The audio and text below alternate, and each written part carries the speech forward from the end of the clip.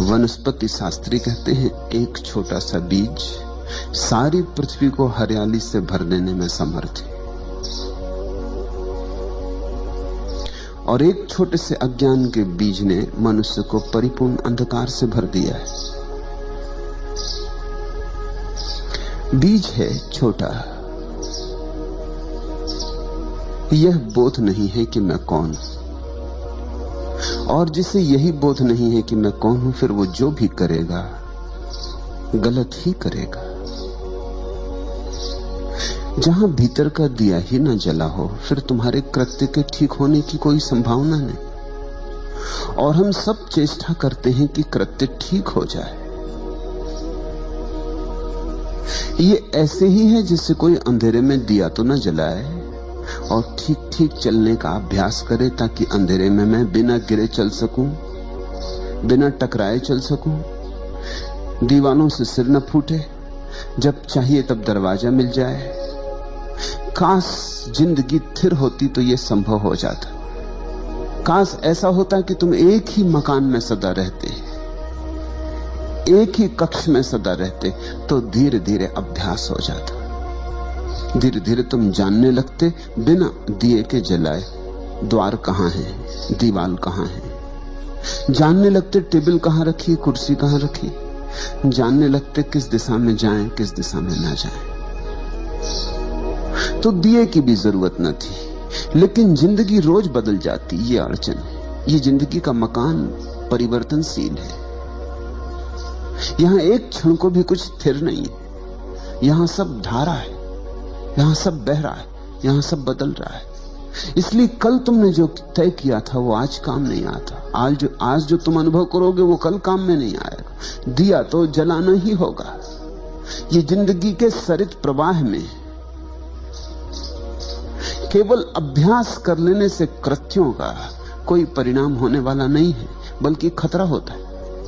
ऐसा सोचो कि कमरा रोज बदल जाता हो, रात तुम सोए कमरा घूम जाता हो, जहां दरवाजा था दीवार आ जाती हो, जहां दीवार हो दरवाजा आ जाता हो। कल तुमने अभ्यास कर लिया था, निश्चिंत होकर सोए थे कि अब तो सब पता हो गया, अब दोबारा सिर न टकराएगा, अब चोट ना खाऊंगा, अब तो जब निकलना होगा बाहर तो निकल जाऊंगा, अब तो मैं जानता हूं। कल तुम निश्चिंत होकर सो गए थे, लेकिन रात सारा मकान बदल गया। तुम्हारा ज्ञान सहयोगी न होगा और बाधा पड़ेगा, क्योंकि तुम निश्चिंत हो कि अब मैं जानता हूं। अब तुम एकदम से दीवार से टकरा जाओगे। वहां कल दरवाजा था, आज वहां दरवाजा नहीं। इसलिए जिसको हम तथाकथित अनुभवी आदमी कहते हैं वो और भी गड्ढों में गिरता है। बच्चे तो थोड़ा संभल के भी चले, अनुभवी संभल के नहीं चलता, क्योंकि अनुभवी को ख्याल है कि मैं तो जानता ही हूं। जानना तो सिर्फ एक है जगत में कि मैं कौन हूं, उससे ही भीतर का दिया जलता है और तुम्हारा सारा जीवन, तुम्हारे सारे कृत्य रोशन हो जाते। और दिया फिर ऐसा है कि मकान बदलता रहे बदलता रहे। जब दिया जल रहा है तो द्वार जहां होगा दिखाई पड़ जाए। यही नीति और धर्म का भेद है। नीति सिखाती है क्या करो, नीति अभ्यास करवाती है शुभ का, शिव का। बुरा छोड़ो, बुरे की आदत न डालो, भले की आदत डालो। नीति आचरण को बदलवाती है और अंतस अंधेरे से ही भरा रहता। तो आचरण तो अच्छा भी हो जाता है तो भी क्या परिणाम होता है। बुरे आदमी उन्हीं गड्ढों में तड़फ रहे हैं जिनमें भले आदमी तरफ रहे हैं। कोई फर्क नहीं। जब मैं ये कहता हूं तुम थोड़े चौंकोगे, तुम कहोगे बुरे आदमी कारागृह में बंद हैं और भले आदमी अपने महलों में बैठे हैं। फर्क क्यों नहीं?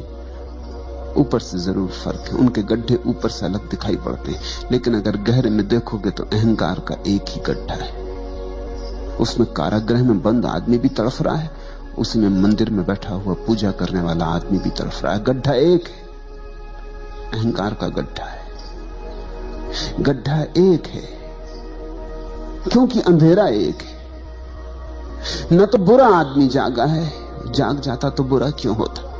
और ये वचन भी मुझे तुमसे कहने दो कि न भला आदमी जागा है, अगर जाग जाता तो भला क्यों होता। तुम थोड़े चौंकोगे, क्योंकि जागा हुआ आदमी न बुरा होता न भला होता। जागा हुआ आदमी तो बस जागा होता। जागरण भलाई के उतने ही ऊपर है जितने बुराई के। जागा हुआ आदमी न तो दुर्जन होता न सज्जन होता। जागा हुआ आदमी बुद्ध होता, प्रबुद्ध होता। बुद्ध से किसी ने पूछा है, आप कौन है? देखकर उनके अप्रतिम सौंदर्य को लगता है जैसे कोई देव पुरुष उतर आया है इंद्रासन से पृथ्वी पर। तो पूछा है पूछने वाले ने, आप कौन हैं? क्या आप देवता हैं? इस वन स्थली में, इस एकांत निर्जन में, इस बट वृक्ष के नीचे बैठे, क्या आप स्वर्ग से उतरे कोई देवता हैं? आपके सौंदर्य को देखकर ऐसा लगता है इस पृथ्वी के नहीं, पार्थिव नहीं है ये सौंदर्य। आप देवता हैं? बुद्ध ने आंख खोली और कहा, नहीं, मैं देवता नहीं। उस आदमी ने पूछा, तो फिर आप किन्नर हैं? देवताओं की थोड़ी नीची कोटि, जो दरबार में देवताओं के संगीतज्ञ हैं, आप वे हैं? बुद्ध ने कहा, नहीं, वह भी नहीं। तो पूछा उस आदमी ने, आप चक्रवर्ती सम्राट हैं, इस पृथ्वी के सबसे बड़े राजा हैं? बुद्ध ने कहा, नहीं, वह भी नहीं। तो आप कौन हैं? मनुष्य तो होंगे कम से कम, उस आदमी ने पूछा। और बुद्ध ने कहा कि नहीं, मनुष्य भी नहीं। तब तो वो आदमी जरूर अवाक रह गया होगा कि आदमी होश में है या बेहोश, पागल है। देवता नहीं, चलो ना सही, चक्रवर्ती सम्राट ना सही, ना सही, मगर कम से कम मनुष्य, इसको भी इंकार करते हो? तो उस आदमी ने पूछा, फिर आप कौन हैं? बुद्ध ने कहा, मैं बुद्ध हूं, मैं जागा हुआ हूं। और जागा हुआ सिर्फ जागा हुआ होता है, उसकी और कोई सीमा नहीं होती, उसकी और कोई परिभाषा नहीं होती। भीतर का दिया जल जाता है तो तुम रोशन हो जाते, तुम जागे हुए हो जाते। जागे हुए से बुराई तो होती ही नहीं, हो ही नहीं सकती। और जागे हुए को ऐसा बोध कैसे हो कि मुझसे भलाई होती? जिससे बुराई होनी बंद हो गई, उसे ये बोध भी मिट जाता है कि मुझसे भलाई होती। जब तक तुम्हारे भीतर चोर है, तब तक तुम्हारे भीतर दानी भी हो सकता है। जिस दिन चोर चला गया, उस दिन दानी भी चला गया। मैं ये नहीं कह रहा हूं कि दान नहीं होगा, उसी दिन दान होगा, लेकिन दानी नहीं होगा। तुमसे दिया तो जाएगा, लेकिन अब देने वाले का अहंकार निर्मित नहीं होगा। तुम ये दावा ना करोगे कि मैं दानी हूं। तुमसे हिंसा तो नहीं होगी, अहिंसा भी नहीं रह जाएगी। मैं ये नहीं कह रहा हूं कि तुम्हारे जीवन में अहिंसा नहीं होगी, अहिंसा ही होगी, मगर मैं अहिंसक हूं ऐसी थोथी धारणा नहीं बनेगी। जिस दिन बीमारी चली जाती है, उसी दिन स्वास्थ्य का भी विस्मरण हो जाता। तुमने देखा या नहीं, सोचा या नहीं? सिर में दर्द होता है तो सिर की याद आती है, सिर में दर्द नहीं रह जाता तो सिर की कौन याद करता है? तुम जगत में ऐसा शोरगुल थोड़ी मचाते फिरते हो कि आज मेरे सिर में दर्द नहीं, कि आज मेरा सिर बिना दर्द के। तो लोग हंसेंगे, लोग कहेंगे तो जरूर दर्द है, अन्यथा कौन बात करता है सिर की? जब दर्द चला गया तो सिर भी चला गया। दर्द में ही बोध होता, दर्द में ही चोट लगती, दर्द में ही कांटा गड़ता। जब बीमारी नहीं रह जाती तो स्वास्थ्य भी नहीं रह जाता। तुम देखो, स्वास्थ्य की चर्चा बीमार लोग ही करते। जो आदमी जितने स्वास्थ्य की चर्चा करे, समझना उतना ही बीमार है। बीमार आदमी प्राकृतिक चिकित्सा की किताबें पढ़ते हैं और स्वास्थ्य के संबंध में बड़े जानकार हो जाते। बीमार आदमी स्वास्थ्य की खोज में लगे रहते हैं कि स्वास्थ्य क्या है, कैसे बनाना, कैसे नहीं बनाना, स्वास्थ्य का अर्थ क्या। स्वास्थ्य नहीं है, इसलिए स्वास्थ्य क्या है इसकी खोज है। बीमारी ना हो तो बीमारी की छाया, वो जो स्वास्थ्य का विचार था, वो भी खो जाए। परम स्वस्थ आदमी का लक्षण होता है कि उसे अपने शरीर का पता ही नहीं होता। विदेह अवस्था है परम स्वास्थ्य। उसे पता ही नहीं होता कि शरीर है। तुम्हें पता है पैर का, जब तक पैर सो नहीं गया तब तक पता नहीं चलेगा। जब पैर सो जाएगा और झुनझुनी चढ़ेगी तब पता चलेगा। पैर में कांटा लगेगा तो पैर का पता चलेगा, सिर में दर्द होगा तो सिर का पता चलेगा। संस्कृत में दुख और ज्ञान के लिए एक ही शब्द है, वेदना। वेद का अर्थ ज्ञान होता है, विद का अर्थ जानने वाला होता है। बड़ा अनूठा शब्द है वेदना। दुनिया की किसी भाषा में ऐसा शब्द नहीं। संस्कृत के पास कुछ शब्द हैं जो दुनिया की किसी भाषा में नहीं हो नहीं सकते, क्योंकि जिन्होंने वे शब्द निर्मित किए उन्होंने बड़ी अनुभूति से उन्हें रचा है। वेदना का अर्थ होता है जानना, और वेदना का अर्थ होता है दुख।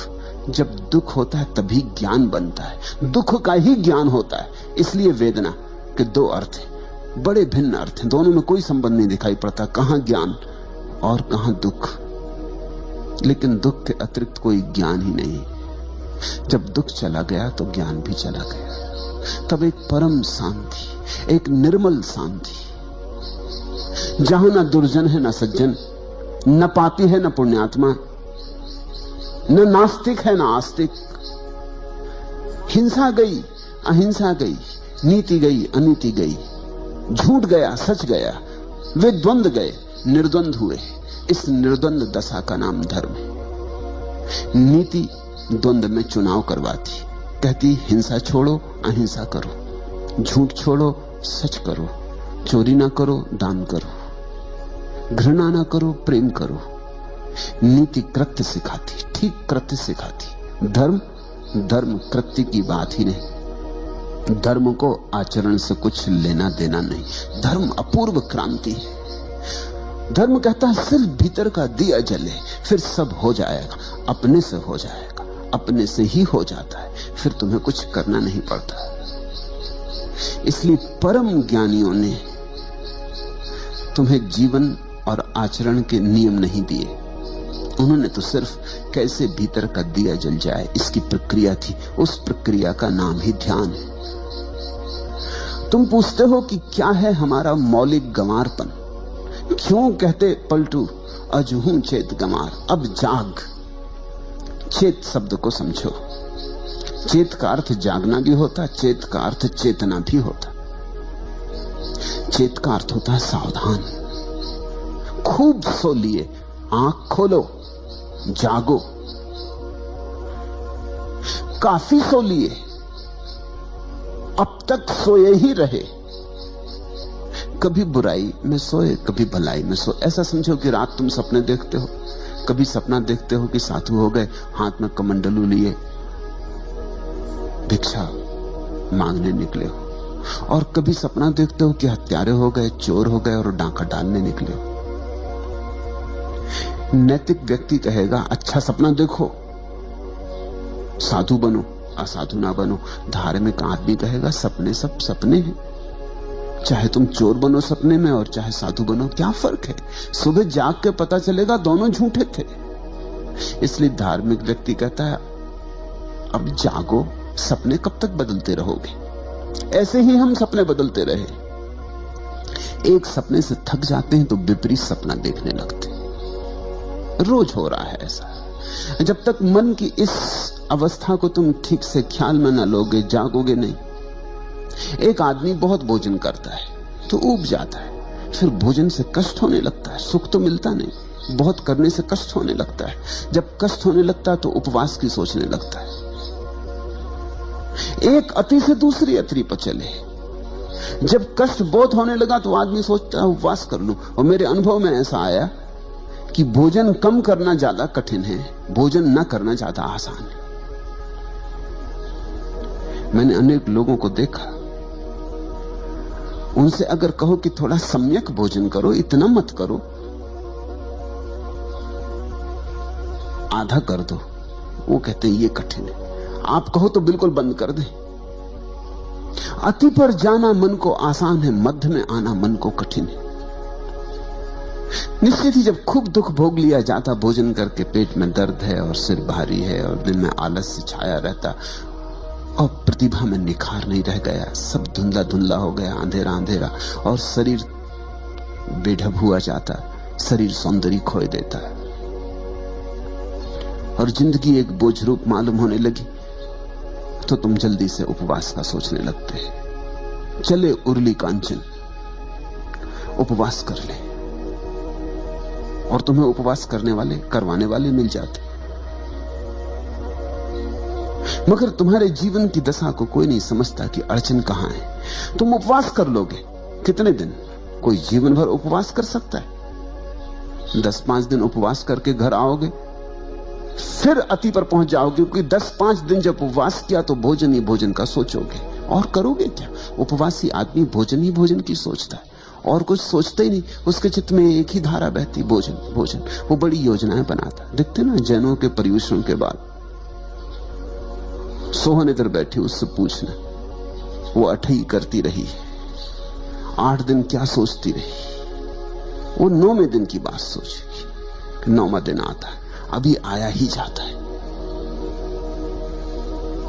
पर्युषण जैनों के खत्म होते हैं, देखते एकदम सब्जी बाजार में दाम बढ़ जाते सब्जियों के।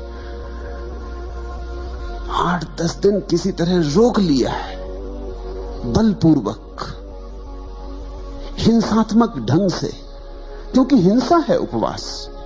ज्यादा खाना तो हिंसा है ही, उपवास भी हिंसा है। ज्यादा खाने में भी तुम शरीर को सताते हो, इसलिए हिंसा है, और कम खा के भी शरीर को सताते हो, इसलिए हिंसा है। सताते तुम दोनों हालत में हो।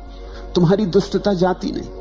कभी धर्म के नाम पर सताते हो, कभी अधर्म के नाम पर सताते हो, मगर सताते तुम निश्चित हो।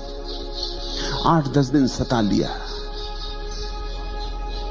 आशा में कि स्वर्ग मिलेगा, लोभ में किसी तरह बांध के 8-10 दिन गुजार लिए। इसलिए जब जैन उपवास करते हैं तो मंदिर में रहते हैं ज्यादा समय, क्योंकि वहां आसानी पड़ती। वहां और भी उन्हीं जैसे दुष्ट अपने को सताए हुए बैठे, उनको देखकर राहत मिलती कि हम कोई अकेले नहीं है, नाव में और बुद्धू भी सवार है।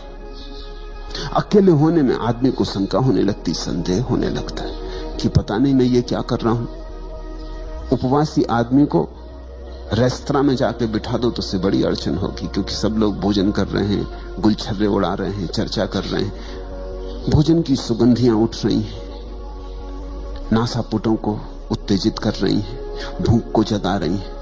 उपवासी आदमी रेस्तरां में जाकर नहीं बैठता, मंदिर जाता है। वहां भोजन से दुनिया बिल्कुल दूर है। वहां ना भोजन की गंध उठती, ना कोई भोजन करता, ना कोई भोजन लाता।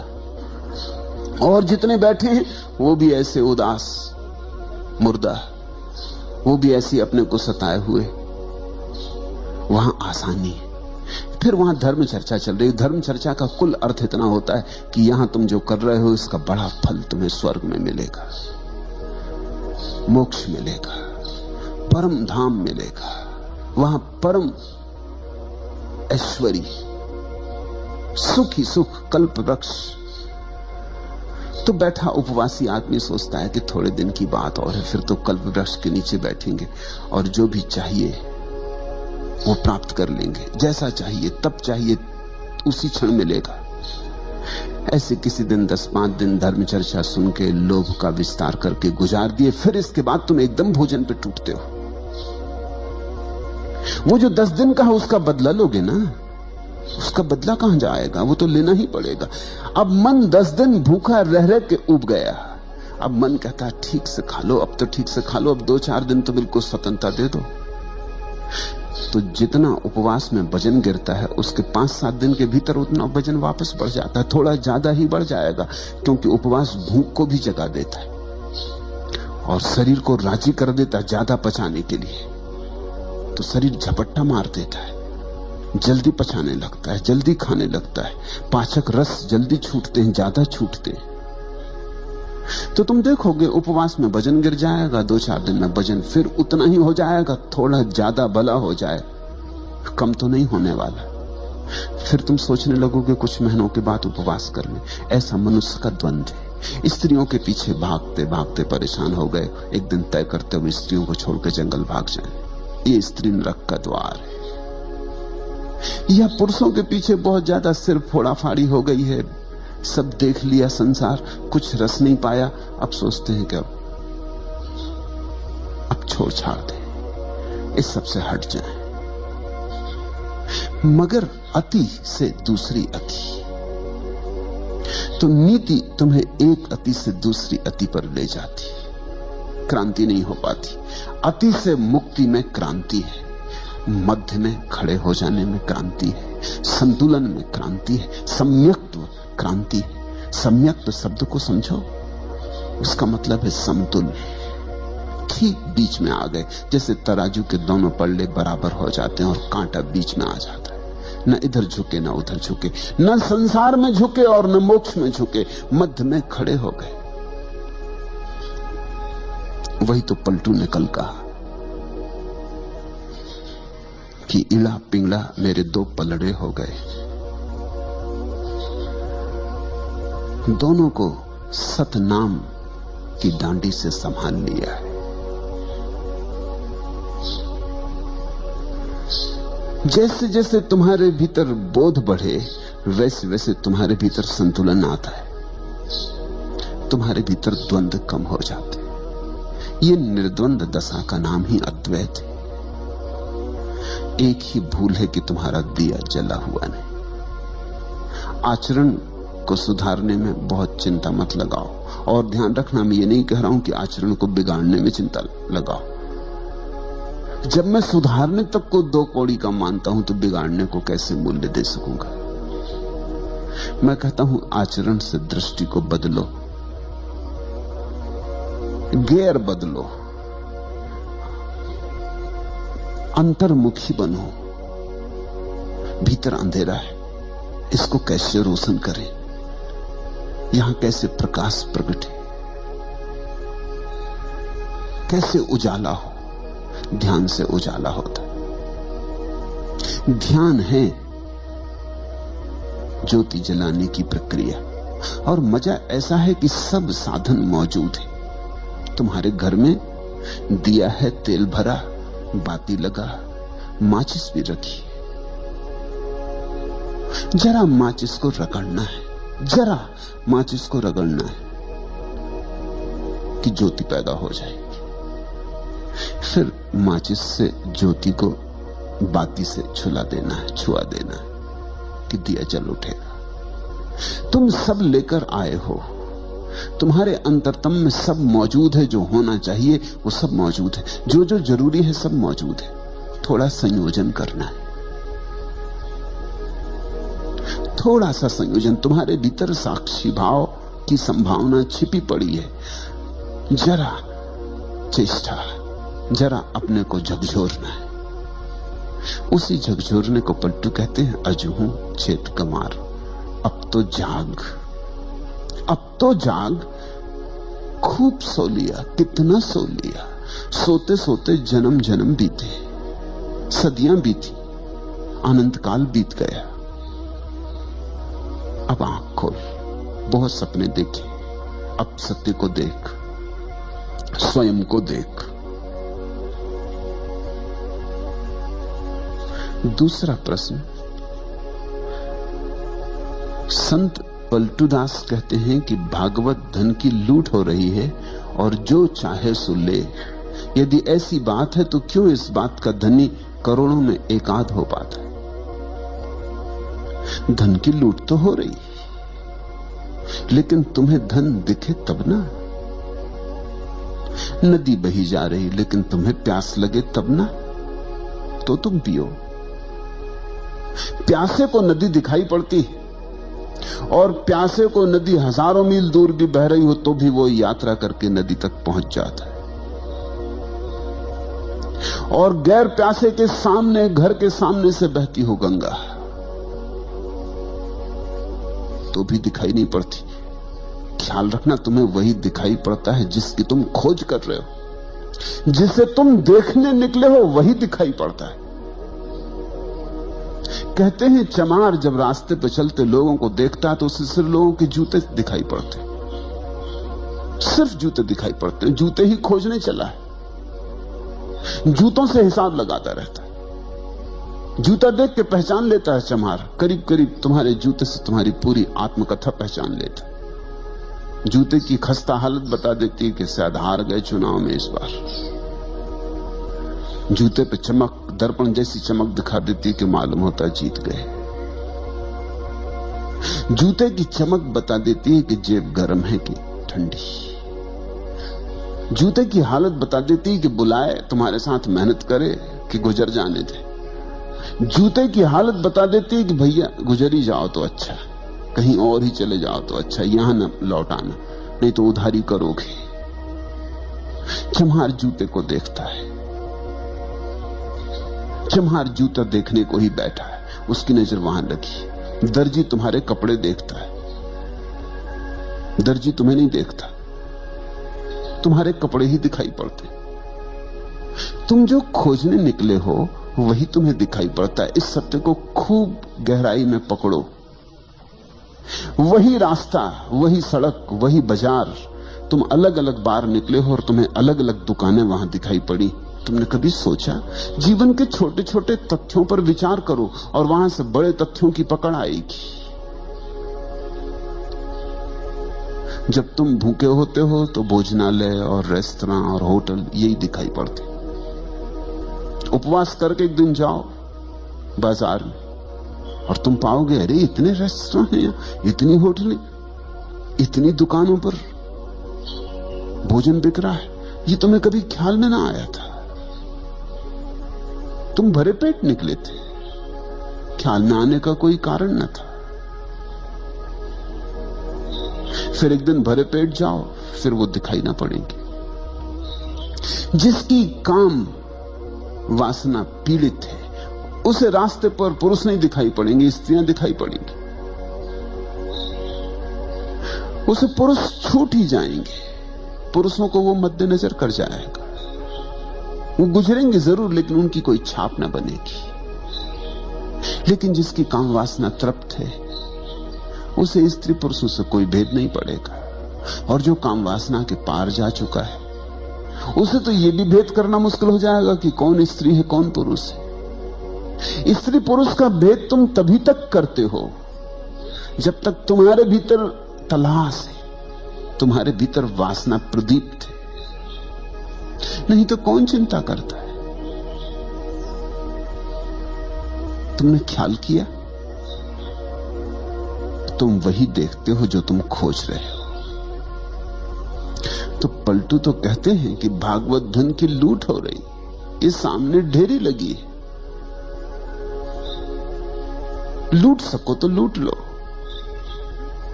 खड़े खड़े क्या देख रहे हो? पलटू कहते। लेकिन जो खड़े खड़े देख रहा है उसको वहां धन दिखाई नहीं पड़ रहा, उसे वहां कुछ भी दिखाई नहीं पड़ रहा है। या यह भी हो सकता है कि जो लूट रहे हैं वो उसे पागल मालूम होते हो, क्योंकि जब उसे धन नहीं दिखाई पड़ता और ये टूटे पड़ रहे हैं तो पागल ही तो मालूम होंगे। ये किस चीज पे टूटे पड़ रहे हैं? यहां कुछ भी तो नहीं है। उसे लगेगा ये सब मन की कल्पना के जाल में पड़ गए। ऐसी तो होता है, तुम यहां बैठे हो, जो लोग यहां नहीं है वो तुम्हें पागल समझते, वो पागल समझेंगे ही। वो कहेंगे किस कल्पनाओं में पड़े हो। अरे यथार्थ जगत को देखो, किस सम्मोहन में उलझ गए हो, किसकी बातों में उलझ गए हो। ये सब बातें हैं, इनमें मत उलझ जाना, नहीं तो घर गृहस्थी खराब हो जाएगी। बाल बच्चों को देखो, पत्नी को देखो, परिवार को देखो, अपने कर्तव्य का ध्यान रखो, यथार्थ को देखो। ये किन बातों में पड़े हो? इतना समय दुकान पर लगाओ, बाजार में लगाओ, कुछ कमाओ। कमाई हाथ में आएगी तो कुछ काम आएगी।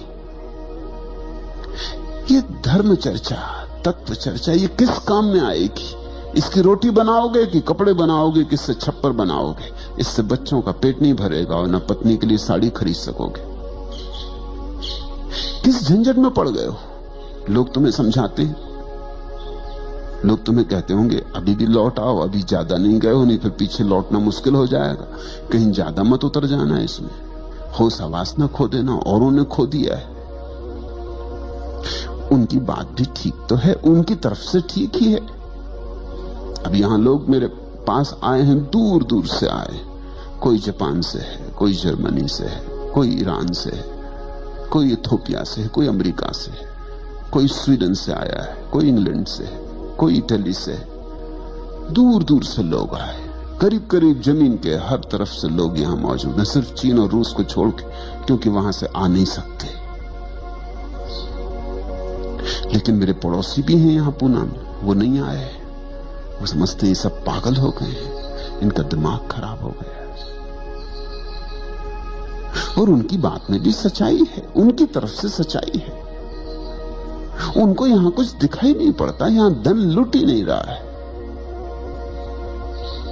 धन तो वे कमा रहे हैं, तुम तो यहां बैठे बैठे धीरे धीरे निर्धन हो जाओगे।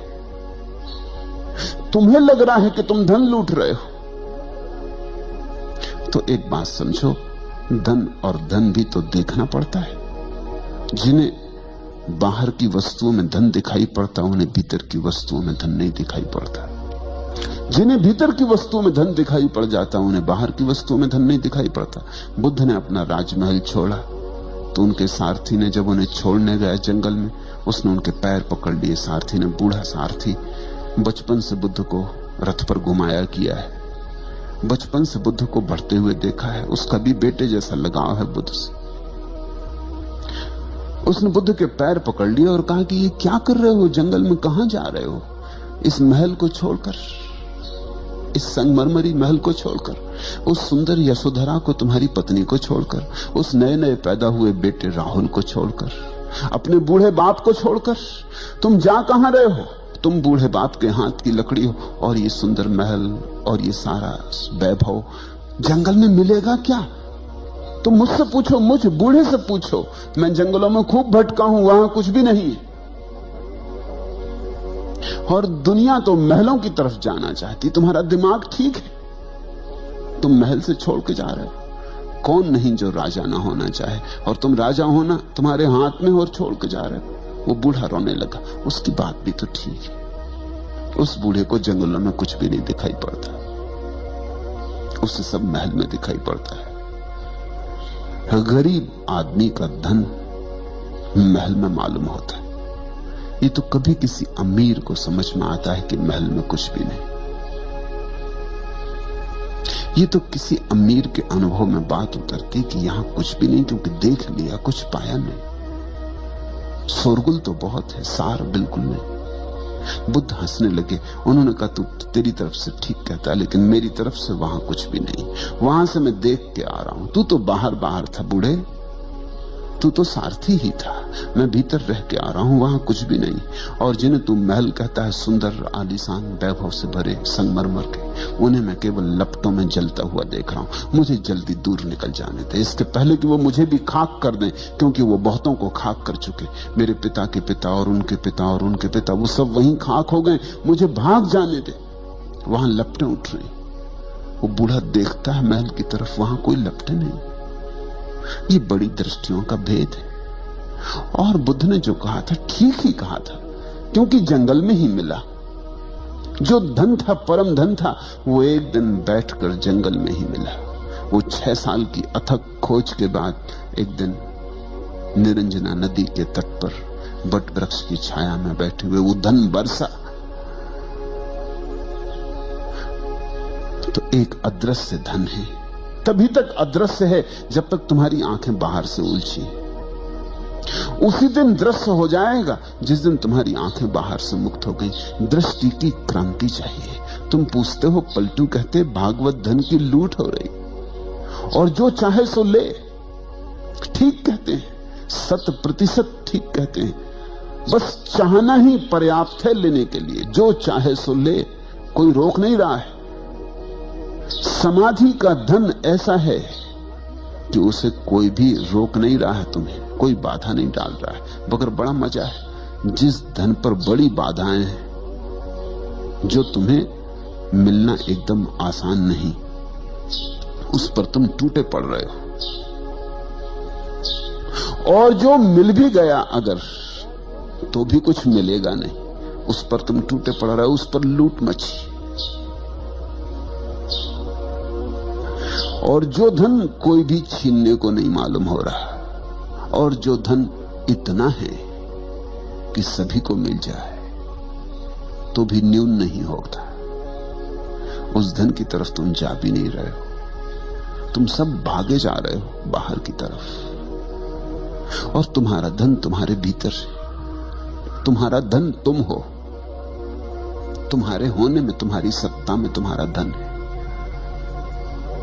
तुम्हारे शून्य में, तुम्हारे मौन में तुम्हारा धन है। तुम्हारे अस्तित्व में समाया है धन। खजाना लेकर तुम आए हो, चाबी भी तुम्हारे पास है। लेकिन इस चाबी को तुम कभी भीतर की तरफ लगाते नहीं, बाहर की तरफ लगाते। यही आंखें जो बाहर की तरफ भाग रही, दूर दिशाओं में दौड़ी चली जा रही, यही आंखें लौटकर अपने धन को खोज लेती। यही हाथ जो और सारे संसार को पकड़ते फिर रहे हैं, इन्हीं हाथों में छिपी ऊर्जा भीतर की तरफ लौट के परम धन को संभाल लेती।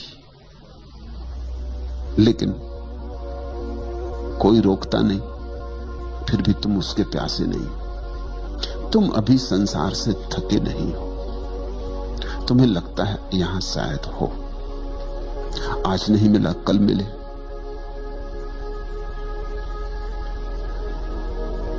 जितना मिला है शायद इतने से तृप्ति नहीं हो रही, थोड़ा और ज्यादा मिले तो तृप्ति हो जाए। 10,000 तुम्हारे पास है तो शायद 10 लाख होंगे तो तृप्ति हो जाएगी। 10 लाख होंगे तो मन कहेगा 10 करोड़ हो जाए तो तृप्ति हो जाएगी। और मन के फैलाव का कोई अंत नहीं है। मन आंकड़े बड़े करता चला जाता है। तुम जहां रहोगे वहीं से मन के आंकड़े बाहर और भविष्य की तरफ विस्तीर्ण हो जाएंगे। मन क्षितिज की तरफ फैलता चला जाता है। मन कभी भी तुम्हें ऐसा मौका न देगा कि अब आगे नहीं।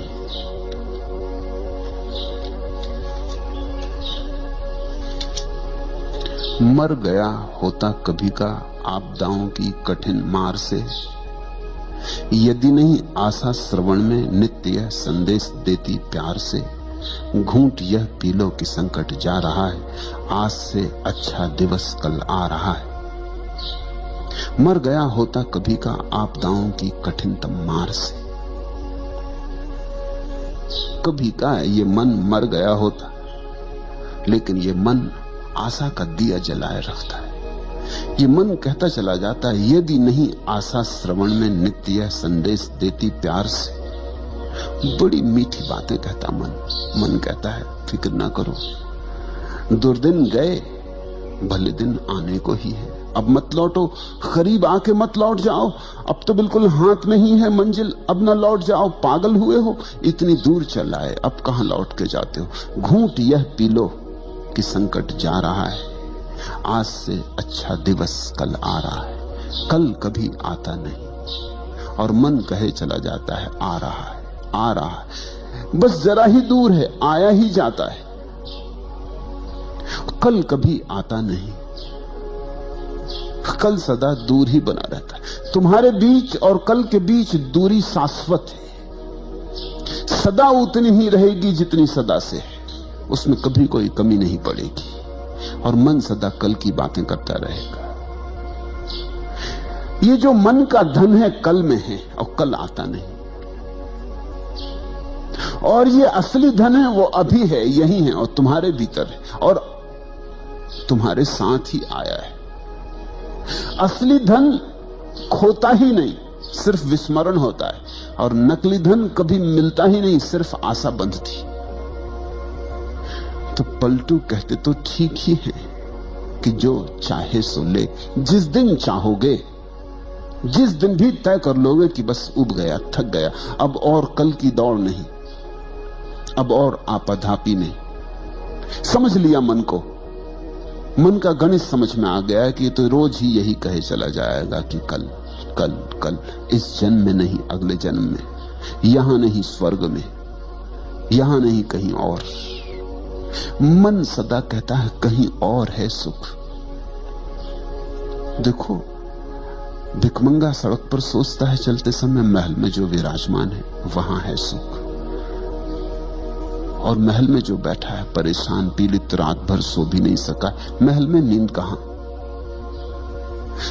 जिसकी भूख भी मर गई, महल में भूख कहां। जो किसी तरह दवाइयों के सहारे जिए जा रहा है,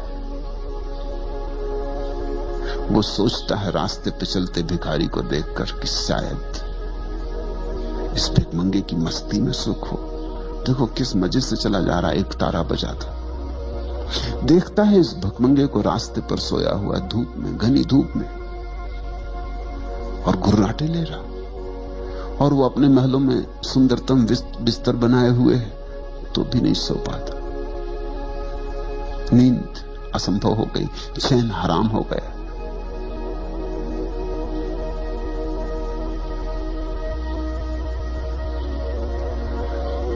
भिखमंगे को देखकर, उसकी चाल को देखकर, उसकी मस्ती को देखकर, उसके नृदंद भाव को देखकर अमीर को लगता है शायद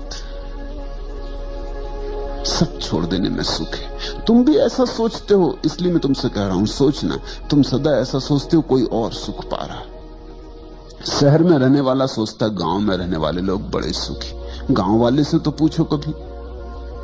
गांव वाला लाख कोशिश कर रहा है कि कैसे शहर पहुंच जाए। बंबईया सोचता है कि कैसे गांव पहुंच जाए, गांव वाला सोचता है कैसे बंबईया हो जाए। गांव वाले की एक ही आशा लगी, कभी बंबई पहुंच जाए। और बंबई वाला सोचता रहता है, कविताएं भी पढ़ता है। वो बंबई ही लिखते हैं, वो कविताएं भी बंबई में रहने वाले लोग लिखते हैं, गांव के सौंदर्य की, गांव की प्रकृति की, गांव के निसर्ग की। गांव वहां जाते नहीं वो। कौन रोक रहा है तुम्हें गांव जाने से? मैं दिल्ली में था और एक हिंदी के बड़े कवि मुझे मिलने आए। उन्होंने एक कविता सुनाई, गांव की बड़ी प्रशंसा। मैंने उनसे पूछा कविता तो ठीक है, मगर एक सवाल पूछूं, नाराज तो ना होंगे? उन्होंने कहा कि नहीं। वो सोचे कि शायद मैं कविता के संबंध में कुछ पूछ रहा हूं। मैंने कहा तुम्हें रोकता कौन? दिल्ली में तुमसे कह कौन रहा कि तुम रहो? कोई दिल्ली तुम्हारे पीछे पड़ी? तुम गांव जाते क्यों नहीं? वो तो जरा चौंके। 10-5 और लोग बैठे थे, वो जरा बेचैन भी हो गए। इसका उत्तर क्या दें? रोकता कौन है तुम्हें? अभी निकल जाओ। टिकट की दिक्कत है तो मैं जिनके घर में ठहरा था, मैंने उनको टिकट का इंतजाम कर दे। इनको अब जाने दें। न पत्नी है न बच्चे, दिल्ली में भी घर द्वार नहीं है, होटल में रहते। काहे परेशान हो? कौन से गांव जाना है? मैंने उनसे पूछा। उन्होंने कहा आप भी खूब, क्या मुझे भेज ही देंगे? किस गांव की ये तस्वीर तुमने उतारी? कहने लगी किसी गांव की नहीं, तो गांव मात्र की। मैंने कहा फिर भी तो कोई गांव ये कहीं है जमीन पर, वहां तुम्हें भेज दें और तुम दोबारा लौट के दिल्ली मत आना। उन्होंने कहा कि ये तो कविता है, आप भी इसको बड़ी गंभीरता से ले रहे हैं। मैं तो समझा कि इतनी तुमने मेहनत की है, रात देर तक जगे होगे, कविता लिखी है, जोड़ तोड़ किया, शब्द बनाए, तो कुछ मतलब की होगी। कौन रोकता है? लेकिन ये गांव जाते नहीं, ये गांव से ही आए और इनको भली भांति पता है कि गांव का सौंदर्य कैसा है। अभी बरसा के दिन है तो कीचड़ ही कबाड़ है वहां, और मच्छर है और खटमल है और 1000 तरह की बीमारियां हैं और भुखमरी है, और ये सब प्रकृति और सौंदर्य, ये सब बकवास शहर में बैठे आदमी को सूझ रही। लेकिन तुम जहां नहीं हो वहां सौंदर्य दिखाई पड़ता है, वहां घट रही है असली बात। तुम जहां हो, कुछ परमात्मा ऐसा नाराज है कि वहीं भर नहीं घटती और सब जगह घटती।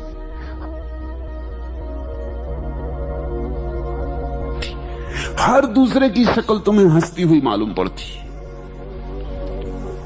और तुम भी भली भांति जानते हो कि तुम जब घर से निकलते हो तो आईना में देख दाख के चेहरा बना बनू के तुम भी मुस्कुराते निकलते हो। फिर भी तुम्हारी अकल में नहीं आता कि ऐसे सब भी मुस्कुराते निकलते हैं घर से। ये धोखा है, कोई मुस्कुरा नहीं रहा है, ये सब रो रहे हैं। ये भीतर के आंसुओं को छिपा लेने की तरकीब है, ये आवरण है, ये मुस्कुराहट। क्योंकि रोना जरा अभद्र होगा, और कौन अपनी बेइज्जती कर पाए? रास्ते पे खड़े होकर रोना, कौन अपनी दीनता दिखाए?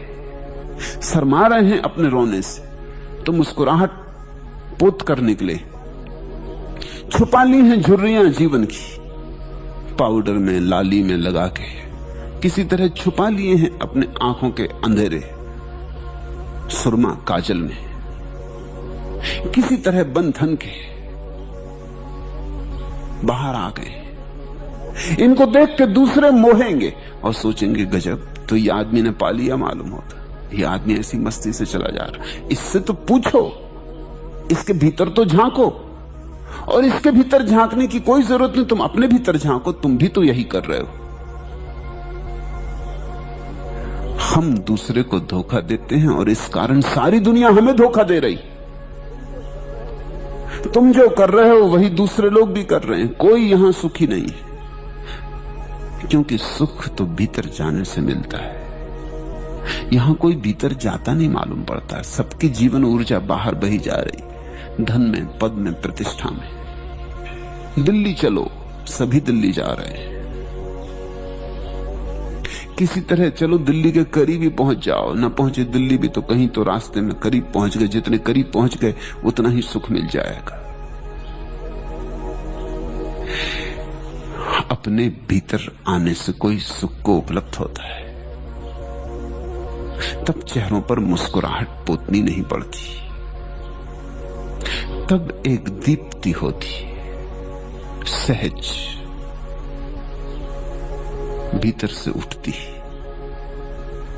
तब एक शांति होती जिसके लिए कोई आयोजन नहीं करना होता। जागो तो रहती है, सो जाओ तो रहती, उठो तो रहती है, बैठो तो रहती है, बोलो तो, चुप रहो तो, तब एक आनंद की लहर 24 घंटे बनी रहती, जिसको पलटूने का आठों पहर तूरा बजता है। वो बजता ही रहता है भीतर का संगीत, उसे बजाना थोड़ी पड़ता है, वो बज ही रहा है। तुम्हारे भीतर इस क्षण भी बज रहा है। लूट सके तो लूट, मगर लूटने में बाधा क्या है? कोई बाधा नहीं, सिवाय इसके कि तुम भीतर जाते नहीं, तुम बाहर भागे जा रहे। तुम अपने से कोसों दूर खड़े हो। तुम अपने से ऐसे भागे हो जैसे कोई अपने दुश्मन से भाग गया हो। तुम अपने से ऐसे भागे हो जैसे कोई मौत से भाग गया हो। तुम अपने पास ही नहीं आते, तुम दूर दूर चक्कर मार रहे हो, तुम चांद तारों पे घूम रहे हो, लेकिन कभी घर नहीं लौटते। तुम्हारा घर, तुम्हारे घर का मार्ग जन्मों जन्मों से न चलने के कारण तुम्हें बिल्कुल अपरिचित हो गया। इसलिए कोई गुरु चाहिए कि जो तुम्हें घर के मार्ग को फिर से याद दिला दे। सारा धर्म घर वापस लौटाने की यात्रा है, ये पुनः वापसी है। महावीर ने इसको प्रतिक्रमण कहा है। आक्रमण तुम कर रहे हो अभी, आक्रमण का अर्थ है वहां है सुख, जाऊंगा, कब्जा कर लूंगा। प्रतिक्रमण का अर्थ है लौट आना, वापस लौट आना। वहां नहीं है सुख, यहां है सुख। मैं हूं सुख, अपने में लौट आऊंगा।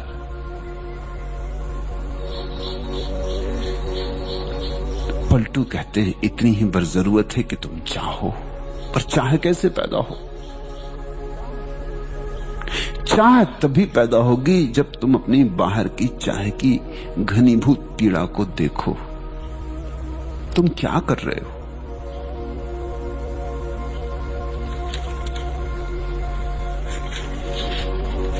जैसे ही बाहर की असलियत तुम्हें दिखाई पड़ने लगेगी, और कोई कारण नहीं है कि क्यों दिखाई ना पड़े, तुम देखना नहीं चाहते, देखते नहीं, देखने से बचते हो। प्रत्येक अनिश्चय से कुछ नष्ट होता हूं, प्रत्येक निषेध से कुछ खाली, प्रत्येक नए परिचय के बाद दूना अपरिचित, प्रत्येक इच्छा के बाद नई तरह से पीड़ित। हर अनिर्दिष्ट चरण निर्दिष्ट के समीपतर पड़ता है। हर आसक्ति के बाद मन उदासियों से घिरता है। जागो और जरा देखो, हर अनुरक्ति मुझे कुछ इस तरह बिता जाती है मानो फिर जीने के लिए कोई भविष्य नहीं बचता है। कितनी बार तुमने वे ही सुख जाने जिनको तुम अभी भी चाहने की आकांक्षा से भरे हो, फिर मिला क्या? थोड़ा परखो, थोड़ा कसो।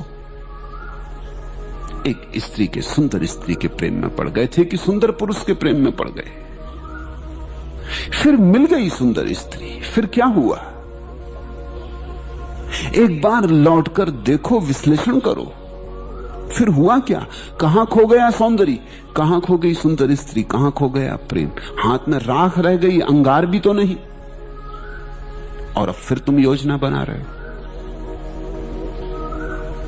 मुल्ला नसरुद्दीन की पत्नी मर गई तो उसके एक मित्र ने 3-4 दिन बाद पूछा कि मुल्ला बहुत दुखी मालूम पड़ते हो। तुम्हारे दुख को देख के तो ऐसा लगता है कि अब तुम दोबारा विवाह नहीं करोगे। मुल्ला ने कहा क्षमा करें, मेरे जीवन भर का अनुभव यह है कि अनुभव पर सदा आशा की विजय हो जाती। अनुभव पर आशा की विजय। मित्र ठीक ही कह रहा था, लेकिन मुल्ला जीवन का एक गहरा अनुभव बता रहा। वो गहरा अनुभव पे आशा की विजय हो जाती। इस पत्नी के साथ सिवाय दुख के और कुछ भी नहीं जाना। तुम भी जानते, मैं भी जानता, लेकिन पता नहीं किसी दूसरी स्त्री के साथ सुख मिलना बताओ। अनुभव पर आशा की विजय। और ऐसा भी नहीं है कि एक आध बार ऐसा हुआ हो, हर बार ऐसा हुआ। तुम अनुरक्त थे एक भवन में, एक मकान के खरीद लेने में, फिर तुमने बड़ी मेहनत की, वर्षों श्रम उठाया, धन कमाया, चोरी चपाटी की, बेईमानी की, धोखाधड़ी की, सब जालसाजियां की, किसी तरह उस मकान को पाने में समर्थ हो गए। फिर क्या हुआ?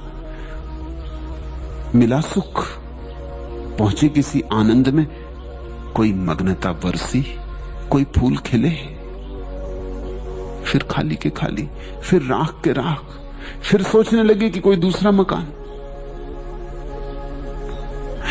ऐसे तुम जीवन के हर अनुभव से गुजरे हो, बहुत बार गुजरे हो, लेकिन तुम अनुभव से सीखते नहीं। अनुभव पर आशा की विजय हो जाती। अगर अनुभव से सीखो तो तुम्हें दिखाई पड़ेगा, प्रत्येक अनिश्चय से कुछ नष्ट होता हूं, प्रत्येक निषेध से कुछ खाली, प्रत्येक नए परिचय के बाद दूना अपरिचित। तुम अपनी पत्नी से अपरिचित हो गए हो या नहीं, ये मुझे सोचकर कहो। सोचना अपने भीतर। परिचय बनाने चले थे, सोचा था कि विवाह करके इससे परिचित हो जाएंगे, मगर परिचय हुआ।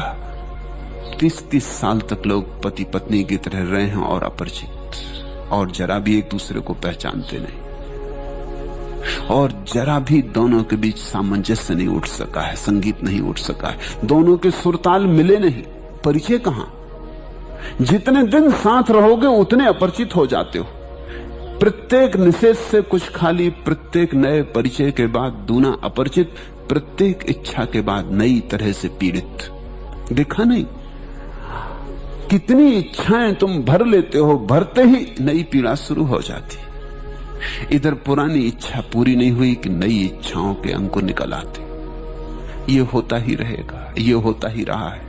इसी को हम आवागमन का चक्र कहते हैं। इसी को हम कहते हैं 84 करोड़ योनियों में भटकना। हर अनिर्दिष्ट चरण निर्दिष्ट के समीपतर पड़ता है। हर आसक्ति के बाद मन उदासियों से घिरता है। कितने बार प्रेम में पड़े और कितने बार हाथ खाली के खाली रहे। कितनी बार समझा कि हीरा है और जब उठाया तो पत्थर पाया। मगर अब भी जब चमकदार पत्थर दिखाई पड़ेगा फिर तुम हीरे का भ्रम खा लोगे। तुमने भ्रम खाने की जिद ही कर रखी है, तो फिर पलटू का धन तुम्हें दिखाई ना पड़ेगा। तुम्हें जो धन मालूम होता है, जब तक वो तुम्हें कूड़ा करकट ना दिखाई पड़े तब तक पलटू का धन ना दिखाई पड़ेगा। ये दोनों धन एक साथ दिखाई नहीं पड़ सकते। अगर तुम्हें दुनिया में धन दिखाई पड़ रहा है तो आत्मा में धन नहीं दिखाई पड़ेगा। दुनियावी भाषा का धन आत्मा की भाषा के धन से बिल्कुल विपरीत है। और जिस दिन तुम्हें दुनिया में कोई धन ना दिखाई पड़ेगा उस दिन देर नहीं है, फिर एक क्षण में लौटना हो जाता है। तुम्हें भीतर का धन दिखाई पड़ने लगेगा। हर अनुरक्ति मुझे कुछ इस तरह बिता जाती है मानो फिर जीने के लिए कोई भविष्य नहीं बचता है, लेकिन फिर उमग आता है, फिर निर्मित हो जाता है। जरा देर के लिए तुम उदास हो जाते हो, जरा देर के लिए थक जाते हो, रात सो लेते हो, सुबह फिर उमंग से भर जाते हो, फिर दौड़ धूप, फिर संसार, फिर फैलाव, फिर कल्पना के जाल। अगर तुमने जीवन के सारे दुखों को ठीक ठीक देखा तो उनका इकट्ठा परिणाम यह होता है कि संसार दुख है। ये बात जितनी सघन होकर तुम्हारे प्राणों पर खुद जाती है, अंकित हो जाती है, उतनी ही जल्दी पलटों की बात तुम्हें समझ में आ जाएगी। कुछ इस कदर है गमे जिंदगी से दिल मानूस, खिजा गई तो बहारों में भी जी नहीं लगता। अगर सच में तुम जिंदगी के दुखों को समझ लो, कुछ इस कदर है गमे जिंदगी से दिल मानूस। अगर तुम्हारा दिल जीवन के सारे दुखों से इस भांति जागरूक हो जाए, देख ले, ठीक ठीक देख ले, पहचान ले, सब पर्दे उघाड़ के पहचान ले कि कहीं कोई सुख नहीं है। कुछ इस कदर है गमे जिंदगी से दिल मानूस, खिजा गई तो बहारों में भी जी नहीं लगता। फिर तो पतझड़ चले जाने की तो बात ही छोड़ो, जब बहार भी आ जाएगी तो भी जी नहीं लगेगा। अभी तो तुम्हें जहां कोई सुख नहीं है वहां भी सुख मालूम होता है। अभी तो दुख में भी सुख का भ्रम होता है। फिर असली सुख भी सामने खड़ा हो जाए संसार का तो भी तुम्हें दुख दिखाई देगा, क्योंकि अब तुम जानते हो ये सब धोखे हैं। संसार ने बहुत बार धोखा दिया है। ये भ्रामक जाल है, ये मृग मरीचिका है। ऐसा तुम्हें दिखाई पड़े और कोई कारण नहीं कि क्यों दिखाई ना पड़े। अगर तुम देखना चाहो तो अभी दिखाई पड़े, यहीं दिखाई पड़े। मैं कुछ ऐसी बात नहीं कह रहा हूं कि तुम सोचना कल, विचारना, देखना। तुम जिए हो, काफी जी लिए हो, सब अनुभव दोहर चुके हैं। अनुभव कितने थोड़े हैं, जरा सोचो तो। दो चार बातें आदमी दोहराता रहता है। वही क्रोध कितनी बार कर चुके, 1000 बार कर चुके, 1,00,000 बार कर चुके। अब कब तुम्हें अनुभव होगा? वही राग कितनी बार कर चुके, वही मोह, वही ईर्षा, वही मत्सर, वही अहंकार। मामला तो कुछ इना गिना, उंगलियों पे गिना जा सके इतना है। कुछ बड़े गणित की जरूरत नहीं, उसी को हम दोहराते रहते। 1 महीने की डायरी तो रखो, 30 दिन की डायरी रखो और तुम पाओगे तुमने करीब करीब सब दोहरा लिया जो जिंदगी में दोहरता है। दुखी हुए, नाराज हुए, परेशान हुए, पीड़ित हुए, अपमानित हुए, दंभ घिरा, मोह पकड़ा, राग में पड़े, सब हो गया। 1 महीने में सब दोहर जाएगा। फिर तुम नया और करने को क्या बचा? फिर इसी को तुम कितनी ही बार दोहराते रहो। फिर तुम ग्रामोफोन के टूटे हुए रिकॉर्ड हो जाओगे। फिर वही लकीर दोहरती रहेगी, दोहरती रहेगी। पुनरुक्ति है जीवन। इसलिए तो हमने चाक से उसकी उपमा दी है। इस देश ने जीवन को अगर चक्का कहा है, चक्र कहा है, तो इसीलिए कि चाक घूमता रहता। पुनरुक्ति है, वही फिर वही फिर वही। नया क्या है? नया कहां है? कुछ भी नया नहीं।